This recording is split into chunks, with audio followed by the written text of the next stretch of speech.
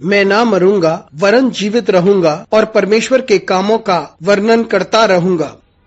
मंगलवार 24 अक्टूबर 2023। आज के मनन के लिए मैंने आप ही के लिए चुना है मत्ती अध्याय 21 और उसका 3रा वाक्य। यदि तुमसे कोई कुछ कहे तो कहो कि प्रभु को इसका प्रयोजन है, तब वे तुरंत उसे भेज देगा।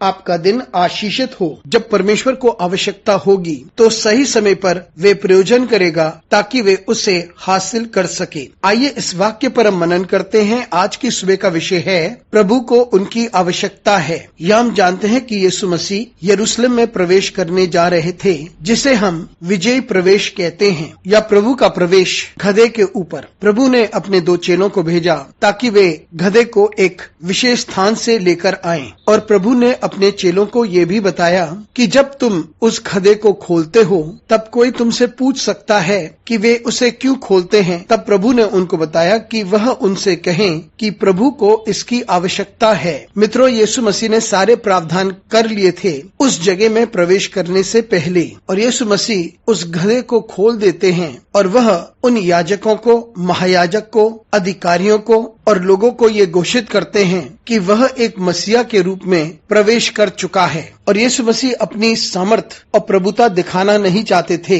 कि वह एक घोड़े पे या एक हाथी पर सवार होकर आते या उस वाहन से जो ताकतवर लोग इस्तेमाल करते हैं। और यीशु मसीह यरूशलेम में नम्र होकर, दीन होकर प्रवेश करते हैं, इस बात को कहते हुए कि मैं बचाने आया हूँ और इसलिए मैं अपने आप को नम्र करता हूँ। प्रभु यहाँ पर एक गधे को इस्तेमाल करता है और उसने सारी तैयारी पहले से ही कर रखी थी। जब परमेश्वर को हमारी जरूरत होती है या हम में से किसी की भी जरूरत होती है तो प्रभु पहले से ही योजना बनाता है और वे सही समय पर हमें स्वतंत्र करते हैं। तो इसलिए हम अपने आप को संपूर्ण रीति से उसके हाथों में सौंपें, क्योंकि प्रभु को हमारी आवश्यकता है और हम अपने आप को उसके हाथों में दे दें ताकि परमेश्वर हमें इस्तेमाल कर सके सही समय पर, सही रूप से। इसलिए जब परमेश्वर को हमारी आवश्यकता होती है तब परमेश्वर सही समय पर सही प्रयोजन करता है और सारी बातों को पहले से ही नियंत्रण में करता है। तो आइए हम अपने आप को उसके हाथों में सौंपें। अनुग्रहकारी परमेश्वर, स्वर्गीय पिता, तुझे धन्यवाद देते हैं क्योंकि तू हमें एक पात्र के रूप में इस्तेमाल करता है तेरी महिमा के लिए। हमारी सहायता कर परमेश्वर, ताकि हम निरंतर तैयार रहें, अपने आप को